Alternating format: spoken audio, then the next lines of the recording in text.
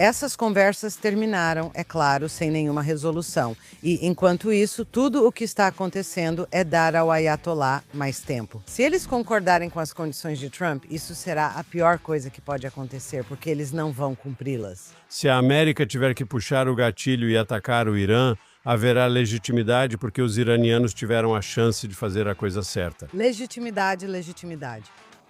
Eu odeio essa palavra.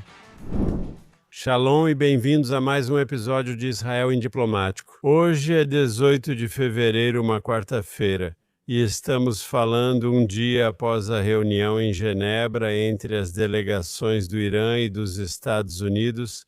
Então, há muito para desvendar aqui e, como de costume, estou com minha co-apresentadora Ruthie Bloom. Como estamos hoje, Ruthie? Como você vê o ocorrido ontem em Genebra? Quando você pergunta como estou, a resposta é complicada, porque, na verdade, estou ficando inquieta com a possibilidade de um ataque à República Islâmica e eu sei que muita gente sente o mesmo que eu. Porque já estamos esperando há semanas, estávamos antecipando isso e vemos muito movimento de aeronaves dos Estados Unidos, porta-aviões, caças, tem todo tipo de movimentação acontecendo e mesmo assim, essas conversas terminaram, claro, sem nenhuma resolução e apenas com a decisão de que haverá uma terceira rodada de conversas. E enquanto isso, tudo o que isso faz é dar mais tempo aos ayatollahs. Curte mais tempo, pelo menos a curto prazo. Também ajuda os Estados Unidos da América e todos os países que apoiam os Estados Unidos, incluindo Israel, porque dá tempo aos Estados Unidos de se posicionarem na região com cada vez mais recursos militares. Especificamente, todos estão falando sobre o porta-aviões Gerald Ford, que está sendo deslocado. Ele estava em operações fora da Venezuela, em algum lugar ali perto da América Latina, e agora está a caminho, navegando em direção ao Oriente Médio. E eu acho que, a curto prazo, prolongar isso por mais um tempo não é uma desvantagem para os Estados Unidos ou para Israel. Isso é contraintuitivo, pois há anos os iranianos só querem conversar. Para eles, conversar já é bom, pois alivia a pressão. Mas talvez, pelo menos a curto e médio prazo, esse atraso realmente favoreça os interesses do Ocidente. Com certeza, isso é verdade. Mas eu tenho que dizer, quando você olha para essas chamadas conversas em Genebra, isso é depois que houve conversas em Omã. Agora, antes de tudo, observe que em Genebra isso aconteceu. Essas conversas aconteceram, acredito, na Embaixada de Omã e as delegações não estavam na mesma sala. É assim que se define negociações bem-sucedidas, ou é isso que você chama de negociações pacíficas?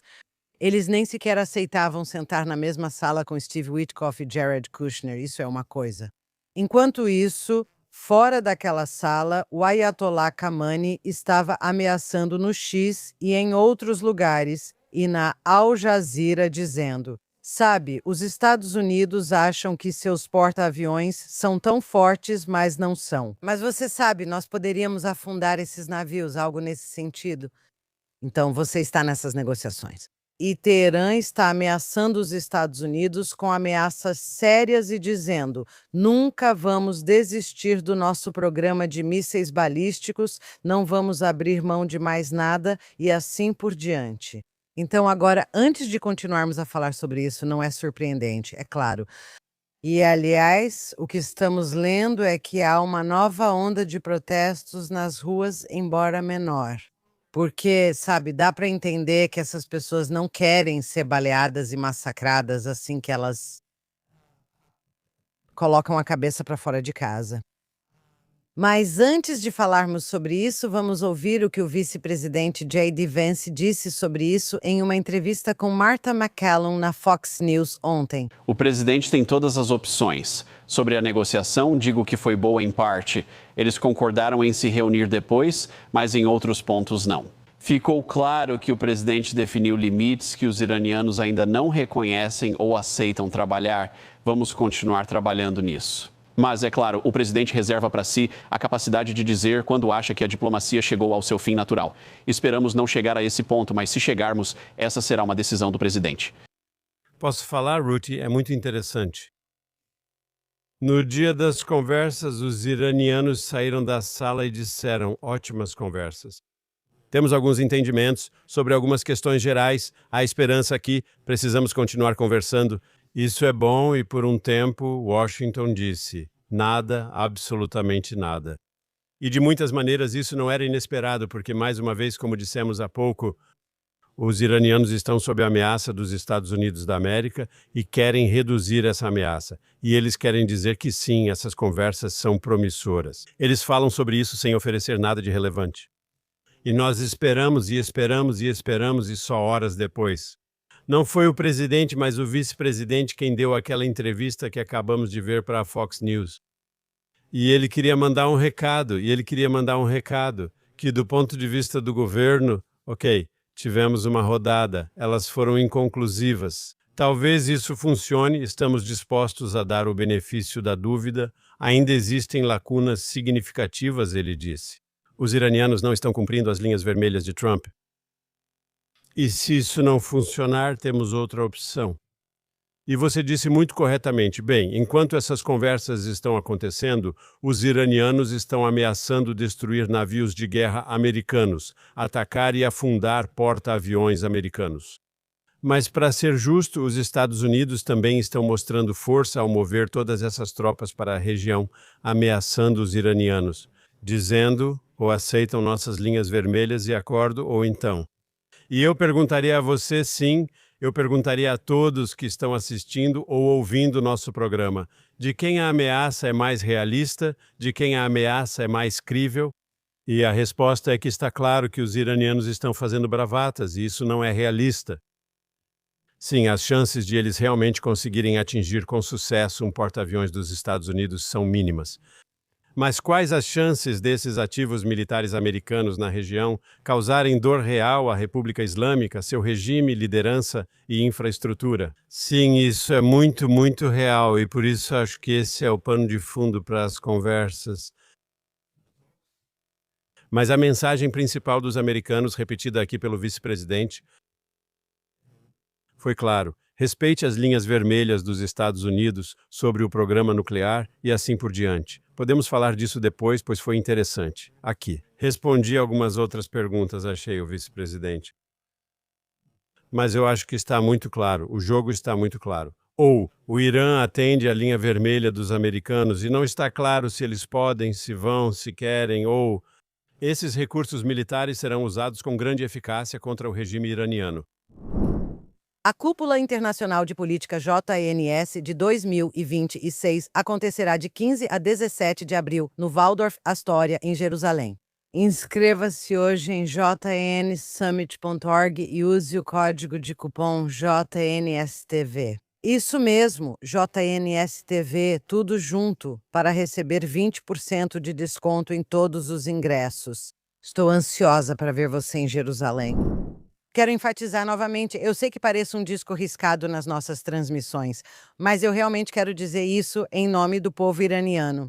Sei que é comum dizer que os iranianos podem ou não concordar. Eu acho que eu realmente faço questão de enfatizar que não estamos falando dos iranianos, estamos falando dos ayatolás, ou você pode dizer a República Islâmica.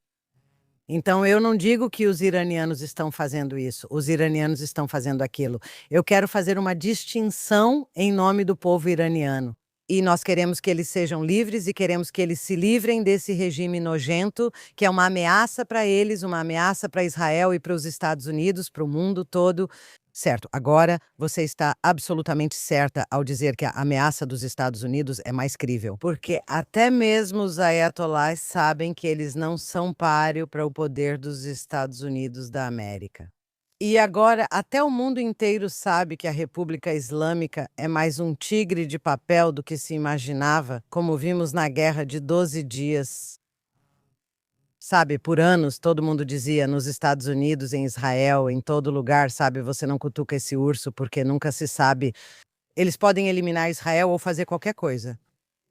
Eles têm armas nucleares e têm mísseis balísticos, ou estão enriquecendo urânio o suficiente para colocar em ogivas e assim por diante. E então vimos que, na verdade, eles são muito mais fracos e foi mais fácil destruir as instalações nucleares deles do que qualquer um tinha imaginado. Dito isso, a força dos islamistas contra o Ocidente não está em suas armas, mas sim em sua mentalidade e no entendimento de que o Ocidente acredita nisso. Todo mundo só quer paz, tranquilidade, prosperidade e que todos se deem bem e tenham eleições livres e justas. Isso é mentira, eles sabem, e esse é um dos problemas que Israel enfrenta ao lutar contra o Hamas e Al-Hezbollah. Uma coisa que os islamistas sabem, e eu gostaria de dizer enquanto estamos nesse ponto, é que acabamos de entrar no mês do Ramadã. E isso é crucial porque estamos ouvindo rumores novamente, não sabemos se é verdade. Pode não ser verdade que os Estados Unidos estejam pensando em dar um mês aos ayatolás. Um prazo de um mês para assinar um acordo ou não. Tudo bem. E então eu digo, bem, que mês é esse? É o mês do Ramadã. E novamente o Ocidente leva esse tipo de coisa em consideração, enquanto os inimigos islamistas nunca fazem isso. Pelo contrário, vimos no dia 7 de outubro o Hamas mirou em nós em um feriado judaico. A mesma coisa aconteceu na guerra do Yom Kippur, a mesma coisa. Então, aqui eu só quero dizer que os islamistas têm uma força que o Ocidente não tem. Posso responder de várias maneiras, primeiro sobre a questão do Ramadã? Como dissemos, ambos lembramos do 11 de setembro e dos ataques da Al-Qaeda em Nova York e Washington. Os Estados Unidos queriam revidar contra a Al-Qaeda no Afeganistão. Disseram que os Estados Unidos não atacariam no Ramadã, mas atacaram mesmo assim. E, para ser justo, sempre durante o Ramadã. O aparato de segurança israelense precisa ficar em alerta máximo, porque sabemos que o Ramadã é mais propenso a ataques. E eu diria aos extremistas muçulmanos o quê? Vocês podem nos atacar no Ramadã, mas não podemos revidar ou nos defender. Por isso questiono toda essa questão do Ramadã. Usando uma metáfora ruim, é como se fosse uma distração pensar que não podemos atacar vocês no Ramadã, certo? Eles nunca fizeram cessar-fogo de Ramadã contra nós. A famosa guerra do Yom Kippur, eles costumavam chamá-la de Guerra do Ramadã, quando nos atacaram em outubro de 1973. Esse é o primeiro ponto. Segundo, o Ocidente entende quem são esses islamistas? Ouvimos isso claramente do secretário de Estado americano Marco Rubio na Conferência de Segurança de Munique, onde ele falou sobre um regime liderado por atolas e extremistas islamistas com essa visão de mundo e crenças. Não sei sobre outras administrações. Sim, podemos debater sobre Obama, Biden e outros, mas eu tenho a impressão de que pessoas importantes nesta administração não têm nenhuma ilusão sobre a natureza do regime iraniano. O secretário de Estado falou abertamente e não acho que diria algo sem o aval do presidente. E eu acho que está muito claro que há um entendimento nesta administração em particular de que, sabe, esse regime é problemático desde o seu elemento mais básico, certo? Este é um regime imerso nessa ideologia de exportar a Revolução Islâmica. Como Henry Kissinger disse famosamente, o problema com o Irã é que não é um país, é uma causa. E essa causa tem sido a exportação da Revolução de Khomeini por todo o Oriente Médio e além, certo? Ponto final.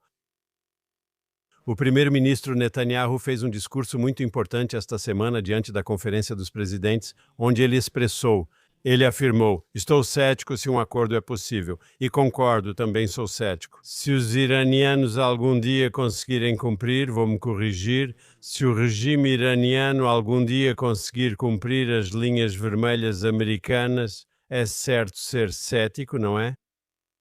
Mesmo assim, Netanyahu prosseguiu. O que é necessário para um bom acordo, considerando que os iranianos querem cooperar? Sobre a questão nuclear, ele disse duas coisas muito interessantes que não se diferenciam do acordo que Obama fez há 10 anos. Primeiro, ele disse, todo o urânio enriquecido que ficou no Irã, que permaneceu no Irã desde os ataques de junho passado, tudo isso precisa ser removido do Irã, certo? Não pode haver urânio enriquecido no Irã, porque com urânio enriquecido você pode fabricar armas nucleares. E a segunda coisa, ele disse que de muitas maneiras é igualmente importante, se não mais importante. Ele disse que o Irã deve ser impedido de ter a capacidade de enriquecer qualquer urânio porque o acordo de Obama deixou eles com a tecnologia para enriquecer urânio, mas concordou com os chamados níveis baixos, uso não militar, armas em percentuais baixos. Qual é o problema? É a mesma tecnologia usada para baixo e alto enriquecimento, só muda a quantidade de vezes que a centrífuga gira, certo? E então o Netanyahu disse que se você quiser fazer um acordo, tem que desmantelar, negar aos iranianos toda a capacidade de enriquecimento. Agora, a verdade é que a maioria dos países que usa energia nuclear para fins pacíficos, seja o Canadá, a Alemanha ou o Japão, eles realmente não têm seu próprio enriquecimento, eles compram urânio enriquecido de outros países. Não há necessidade de um programa nuclear pacífico como os iranianos afirmam falsamente. Eles dizem querer apenas fins pacíficos, mas não é preciso enriquecimento. Desafio o blefe deles. E então, Netanyahu enfatizou que você precisa desses dois elementos em qualquer acordo para que funcione. Certo? Mas veja, eu discordaria de Netanyahu, de você e do presidente Trump. Não existe esse negócio de um bom acordo com eles, nenhuma das condições. E o motivo é que, mesmo que os ayatollahs concordassem com todas essas condições, o que não vai acontecer. Mas vamos supor que, por algum milagre, eles concordassem. Não foi milagre, os americanos conseguiram isso. Não, eles mentiriam, eles mentiriam. Isso faz parte da cultura deles. Está até no Islã, existem conceitos sobre isso. Está tudo bem mentir quando você precisa conseguir, quando você precisa alcançar seus objetivos. Então, nenhum acordo seria bom. Esse é o principal ponto. Mas se houvesse, e outro motivo é que se houvesse esse tipo de acordo, isso significaria remover as sanções, isso significaria dinheiro nos cofres deles. E, aliás, quando você disse que outros países fornecem urânio enriquecido, isso não é a única coisa que eles fornecem. Nós também sabemos que China, Coreia do Norte e Rússia estão ajudando e apoiando o Ayatollah. Existe uma questão geopolítica realmente perigosa acontecendo, mas não é só geopolítica. O regime iraniano é religioso, agora. É interessante porque eu tenho uma amiga, na verdade, nós temos uma amiga em comum que me disse: sabe por que eu estou nervosa com isso? Se vai ter um acordo ou não vai ter um acordo. Ação militar, não ação militar. Esse regime é tão ideológico e até suicida. A ponto de, se você acredita na vida após a morte e no 12º ímã ir para o céu, para o paraíso. E é isso, ela disse. Eles poderiam tentar um passe milagroso e dizer, ok, bem, se estamos de saída agora, o que podemos fazer é simplesmente disparar as armas. Nós temos os mísseis que temos, podemos atingir Tel Aviv, podemos atingir a Europa. Eles poderiam simplesmente esvaziar seu arsenal para, você sabe, dizer, ok, esse é o último suspiro. Porque se formos cair, não vamos cair sem matar uma quantidade enorme de pessoas. Judeus, cristãos, infiéis, muçulmanos, etc. Então, antes de tudo, eu gostaria de ver uma mudança de regime no Irã.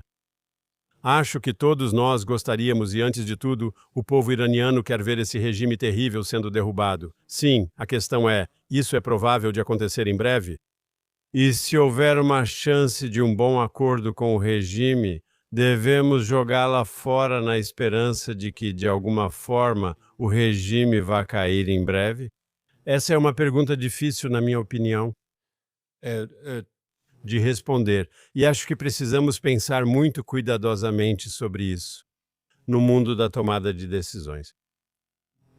Não usar se você sente agora, certo? E é uma dúvida, mas se você sente agora, que existe uma oportunidade de forçar os iranianos a aceitarem um acordo que eles nunca aceitaram nos últimos 30 anos, você diria não? Nós não vamos usar essa oportunidade agora para esperar que o povo iraniano se levante. No Ocidente, todos dizem que não será como Saddam, e no Iraque, sim, todo mundo diz que o povo iraniano tem que fazer isso sozinho, agora que o povo iraniano quer derrubar o regime deles.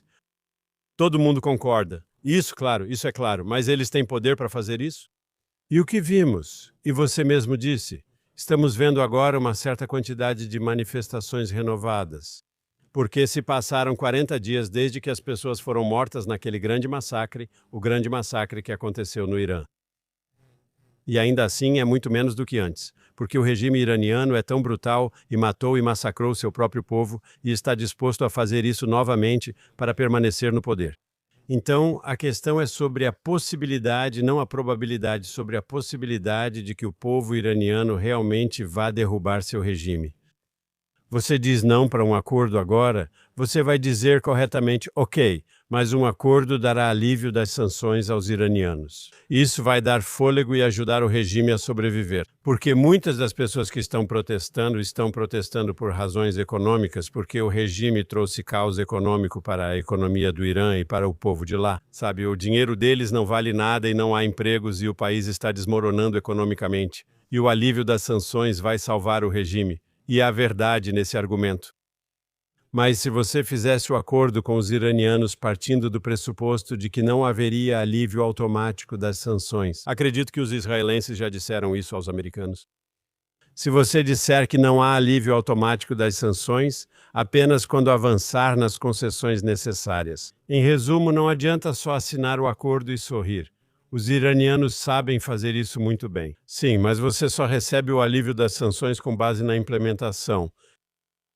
Você retira 1.000 unidades de urânio altamente enriquecido para um terceiro país saindo do Irã. Só então recebe o alívio das sanções. Quando tivermos provas de que você desmontou as centrífugas, você recebe o alívio das sanções. Em outras palavras, é somente em resposta à implementação específica das promessas iranianas de desmantelar seu programa nuclear. Sim, mas você sabe, isso é um sonho impossível. Ok, antes de tudo, você continua dizendo, bem, se eles desmantelarem isso e desmantelarem aquilo, esse não é o único problema com o regime islamista em Teherã, o problema. E você diz, se houver qualquer acordo assinado, pode esquecer o povo iraniano se levantando para derrubar esse regime. Você pode esquecer isso. A única maneira deles fazerem isso, é verdade que eles têm que fazer, mas eles estavam esperando e lhes foi prometido pelo presidente Trump que fariam a parte deles. E os Estados Unidos e Israel fariam, com licença, a parte deles e juntos isso derrubaria o regime. Agora que você mencionou, se há dinheiro nos cofres deles, então, parte do motivo dos protestos é justamente a falta de dinheiro, o que é verdade. Mas esse dinheiro nunca vai para o povo iraniano, ele vai para o Hamas-Bolá, os Houthis, as milícias iraquianas. Esse é um dos motivos pelos quais o povo iraniano estava ficando cansado. Muitos dos motivos eram: vocês se importam com os palestinos? E nós? E as nossas vidas? O quê? Então, sabe? Mas, de novo, estou dizendo, se houver um acordo, qualquer acordo, não haverá mudança de regime. Primeiro e segundo, tem o acordo que isso faria. Se eles mudassem completamente seu caráter, os ayatolás, eles não seriam eles mesmos. Tudo bem dizer, bom, se eles fizerem outra coisa, então tudo ficará bem.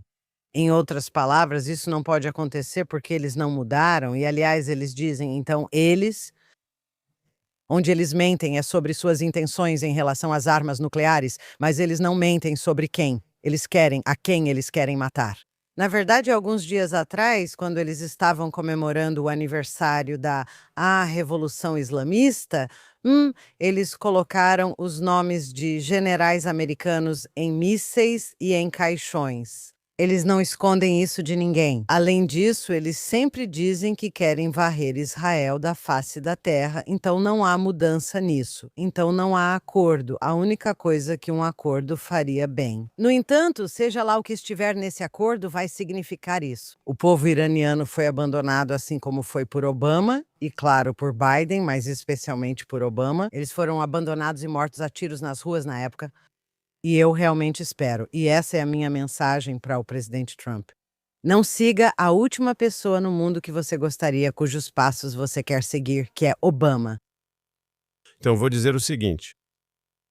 Se você estiver certo, tudo bem. E esse regime é incapaz de atender às linhas vermelhas dos americanos, certo? Não há problema nem motivo para discussão. Se você estiver certo, então, isso significa que os Estados Unidos estão movendo todas essas forças para a região e serão obrigados a usá-las porque os iranianos não vão aceitar as linhas vermelhas de Trump.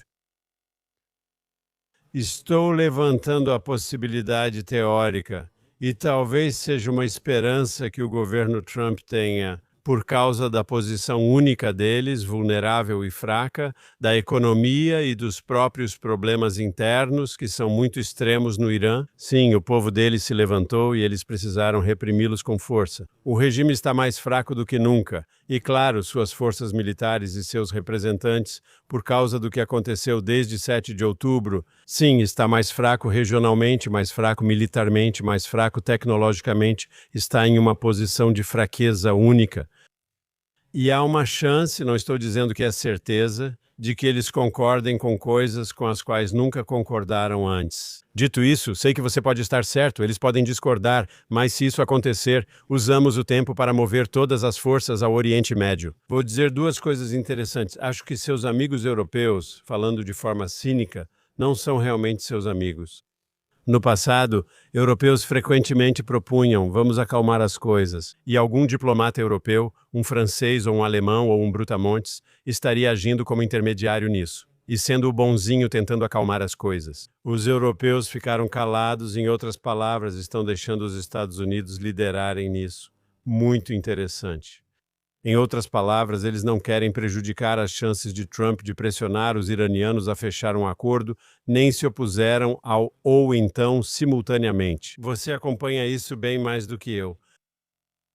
Mas eu me lembro na preparação para a guerra em junho, quando Israel estava lutando sozinho contra o Irã, nos primeiros 10 dias da guerra de 12 dias Hammer, houve grande debate nos Estados Unidos sobre se deveríamos nos envolver. Essa é a guerra de Israel, não podemos deixar que arraste os Estados Unidos para ela, certo? E havia pessoas notáveis na vida pública americana dizendo isso.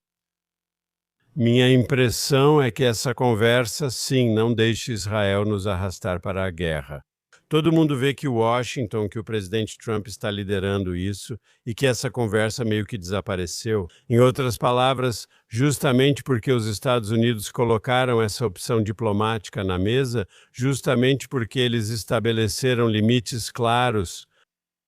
Do ponto de vista utilitarista, sim, se os Estados Unidos tiverem que puxar o gatilho e atacar o Irã, haverá legitimidade, porque os iranianos tiveram a chance de fazer a coisa certa. Ok, primeiro de tudo, legitimidade, legitimidade. Eu odeio essa palavra. De alguma forma, sempre são as forças morais do mundo que buscam legitimidade das imorais. E isso realmente me irrita, mas deixe isso de lado por um minuto e me deixe só te corrigir por um segundo. Não é que eu disse, que eu duvido que possa haver um bom acordo? Ou que se eles não concordarem com as linhas vermelhas, o que eu estou dizendo é que eles podem até concordar, mas isso não vai significar nada. É melhor você torcer para que eles não concordem com os termos do Trump, ele diz. Eles querem um acordo, claro, eles querem um acordo, claro, eles querem um acordo. Eles evitam ação militar contra si mesmos porque sabem que perderiam. Ok, segundo, o que estou dizendo é que eles podem acabar cedendo e fingindo. Eles estão dispostos a ganhar mais tempo, como sempre fazem, e vamos apenas torcer para que. E eu não acho que Trump seja alguém que vai deixar eles enganarem ele. Mas o que digo é que há essa tendência ocidental, e com Trump, uma tendência extra. Afirmar que, estando forte em uma negociação, é possível fechar um acordo. E especialmente se eles estão fracos, como você disse, é justamente porque eles estão enfraquecidos que esse é o momento de atacar, não de negociar. E se eles concordarem e se eles aceitarem as condições do Trump, isso será a pior coisa que pode acontecer, porque eles não vão cumpri-las. E quando, sabe, a Agência Internacional de Energia Atômica for enviar inspetores, aí eles não deixam entrar, depois deixam entrar. Você ganhou mais tempo, isso é uma coisa. Além disso, não é verdade que na América, vozes dizendo que vocês fazem isso por Israel se calaram. Elas simplesmente vieram com força total dos Groypers, no Partido Republicano, ou dos esquerdistas e direitistas como Tucker Carlson e Candace Owens. Mesmo agora, infelizmente, Megyn Kelly, quem? Sim, dizem que, sabe, estamos fazendo isso por Israel e Israel está nos colocando nisso e os judeus estão nos colocando nisso. Então, essas vozes ainda estão aí, mas temos que ignorar essas vozes e agradecer a Deus. Até agora, Trump afirmou que não há espaço para antissemitismo no Partido Republicano. De qualquer forma, esse não é meu ponto. Bem, se eles não concordarem com essas linhas vermelhas, então não, não, não, não queremos que eles concordem, porque se concordarem, aí sim estaremos realmente ferrados. Então eu vou responder.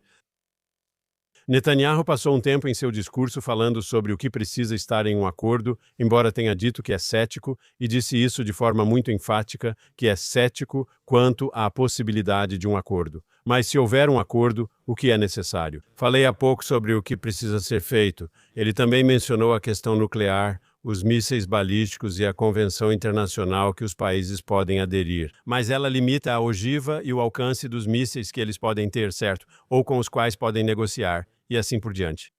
Então, nós falamos sobre isso e, claro, tem a questão do terrorismo, na questão dos grupos por procuração, e vou dar um exemplo teórico. Isso seria um desafio para Israel. O que acontece se Trump conseguir um acordo que seja quase perfeito na questão nuclear, mas deixar as outras duas questões sem resposta? E qual deveria ser a resposta de Israel, então? Porque isso, eu acho, se ouvir a entrevista de J.D. Vance na Fox e toda a entrevista, ele foi muito claro sobre a questão nuclear. Não vamos permitir que eles avancem nas outras questões. Ele foi um pouco mais, ele diz. Nós não queremos que eles façam isso. Ele usou palavras menos fortes quando usou o termo linhas vermelhas. Acho que ele estava se referindo à questão nuclear. E então isso é um dilema para Israel, que você consiga um bom acordo na questão nuclear, mas que também apenas faça de conta ou ignore as outras questões. E eu acho que isso é uma possibilidade. Israel deve se perguntar: o que fazer nessa situação? Devemos nos opor ao acordo? Eu tenho uma solução. Eu ofereceria a seguinte solução: que nós não necessariamente, nesse caso, precisamos nos posicionar contra o acordo. Mas tem que haver um entendimento público entre Israel e os Estados Unidos, e talvez, como eu disse, dito de forma muito, muito pública, que Israel reserva o direito de tomar qualquer ação necessária para se defender. Talvez deixando de lado a questão nuclear, lidaremos facilmente com os mísseis balísticos e outros problemas com o Irã. As questões dos representantes, que costumavam ser algo sobre o qual falávamos muito, que são seus representantes terroristas, Hezbollah no Líbano, Hamas e Jihad Islâmica em Gaza, os Houthis no Iêmen e assim por diante. Acho que, em grande parte, por causa do que aconteceu nos últimos 2 anos e pouco, desde 7 de outubro, sim, acho que esses representantes são uma sombra do que já foram, e mais uma vez talvez essa batalha já esteja meio vencida.